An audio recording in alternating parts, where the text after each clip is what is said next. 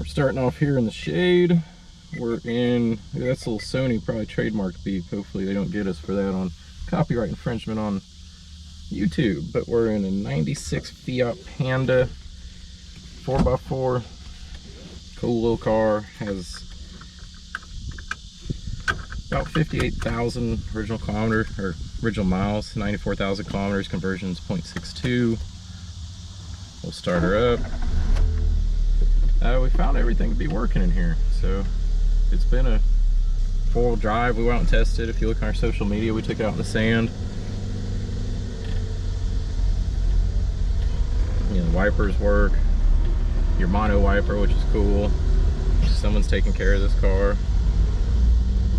Has this ashtray that slides across the dash.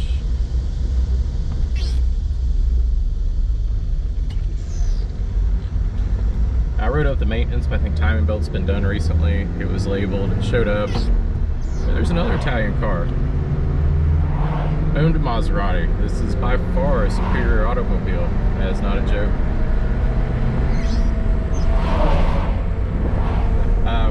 My social media guy was kind of laughing because this chick's $16 worth of fuel. I sent him out in it. And it does have some aggressive tires on it, aggressive for a passenger car at least. You know, we are in South Carolina, so I have the windows down just because of heat. We're rocking 52 right now, which I think they put a little bigger tire on because 88 should be 55, and 90's reading 53, 54. So slight variance just for probably tire size, but not much.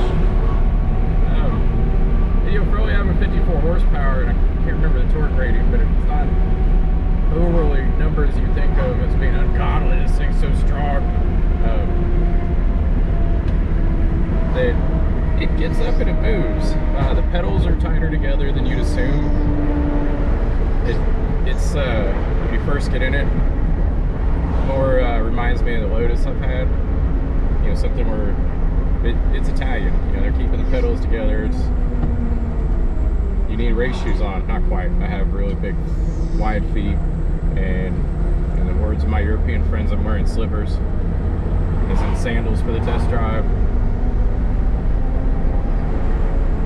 We're getting up to operating temp here, so we're about a quarter up the gauge.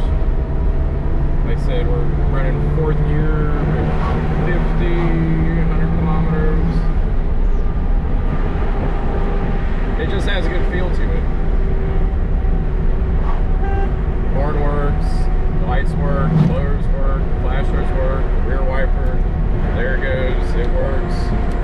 Rear defrost comes on, left blinker works, right blinker, windows crank up and down, the little mirror movers work. And I just love the simplicity of the vehicle. You have this open dash to throw stuff in, rubber floor mat. So we did get some sand in it the other day that we need to clean from going out and doing some video. We want to test out the 4-wheel drive, and it actually does really well because it's so light. It kind of flips over the top of everything. What I'll try and do is see if we can get a clear line of sight. Maybe we'll turn down this way and go down and see if I can open her up. Open also being relative to what we're driving. But it is a beautiful Saturday in Aiken, South Carolina.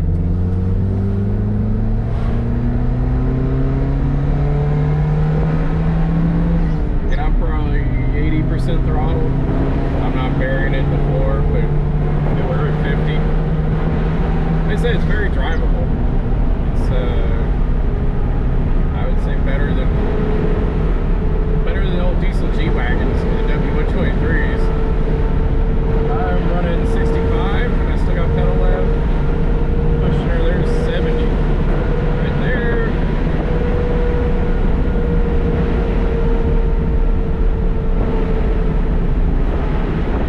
So you have a cruise. I don't think you're going to be pulling mountains, you know, into Rockies real quickly, but if you want to actually drive this thing over the road, you know, they'd probably prefer back roads. That's why a lot of the Italian cars didn't make it in America, is our driving style is different. You know, it's probably not going to be happy if you take it 75 miles an hour and commute with it 6 days a week. They're just not built for that. But local driving, you know, it'll go over the road, but I wouldn't do it on a regular basis. Like I said, their roads are different when they're in Italy, when they're thinking of these cars cars and European roads and design them. I said super drivable. You got fresh air vent up here to the side, flip it open and it sucks in through the engine bay. There's actually pipes that go through all vents.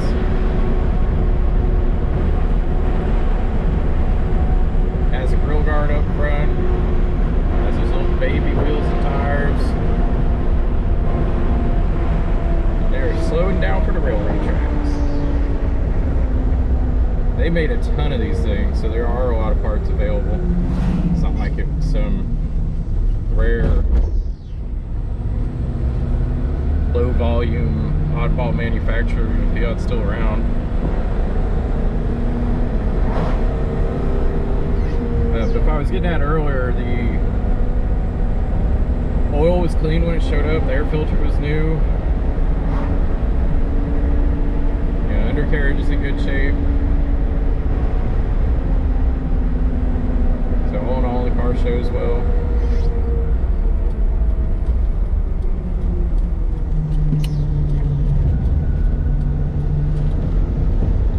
Believe it to all be original paint.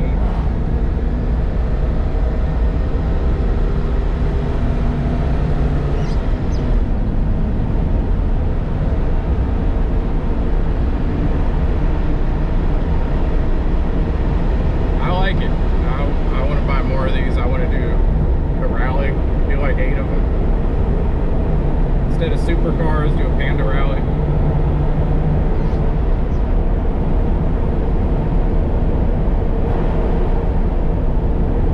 It would just be neat because, you know, you can't go 140 miles an hour one of these. Everyone go over the road. You can have fun. You got cargo space.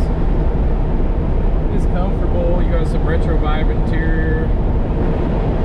I chose to wait until I found, you know, it took me over a year to find a clean, low mileage example. The tech control from France was clean, and that's also important. It's a French car, so they've been maintaining it, making sure it can pass on-road inspection. It wasn't from one of the European countries where they don't have any sort of inspection. Those sometimes, you can be hit and miss there when you get older cars.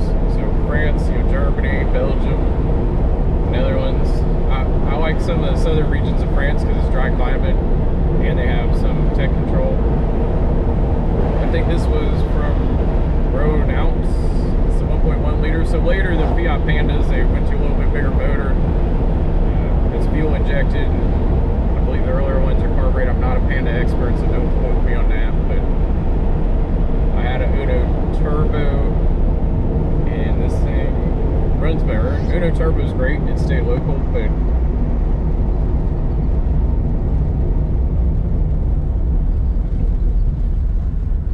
man, it just had an epiphany. It'd be awesome if the Uno Turbo motor bolted over to this thing and you could just jam out. People do lift kits on these and bigger tires. I saw a straight axle conversion, which is kind of funny. That was me not being able to shift, not the car. I wanted to check, see what our speed was on the phone and to stand by. We head back into beautiful Aiken, South Carolina, right? The best small town in the South. We got a bunch of cool stuff here. So you can see the weather's great. Might go out ride some ponies today. No, that's a lie. We got work all day. It's Saturday. I do have the joy of taking out some other cars. One of the pleasures of this business. So I would never know the pure joy of driving a Fiat Panda if I didn't own the car. Well, I might bought one anyway, but it made it a lot easier to experience. But I truly want to get one for myself. This one check marks all the boxes, and I wanted to see too what the customer interest would be. That's why I'm not keeping the first one. It's kind of hard when you find their first one and it's clean and it's well sorted. You said, yeah, that's something I want to keep, but also if I go buy another one, I haven't sold one, I don't know what you guys really think of them.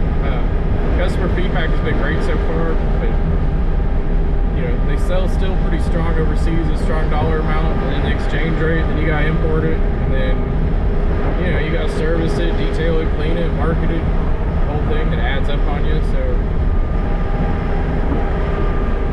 you pay premium for a clean one, and then over here we have to sell it for a pretty strong number, but it's what's fair. I can get one for 75% less, but I don't really want to see that car. You probably end up spending the 75% on doing maintenance of the thing.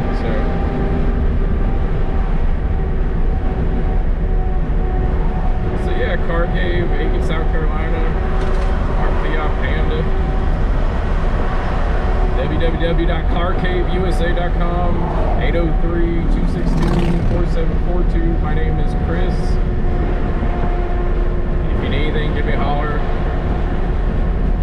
I handle all of our car buying, all of our car selling. If I am occupied at the moment, Jennifer might answer the phone, but I will get back to you. I'll even call from overseas, having fun buying cars. Going on a rally. We got one of those in September. Do a tour of Greece. Man, way too loud today. They're in their race car. Alright, we're gonna shut it down. You can see it drives fine. There's no lights on the dash. It's not overheating. It is warm here today. Cool. If you got questions, like I said, reach out. I'm here.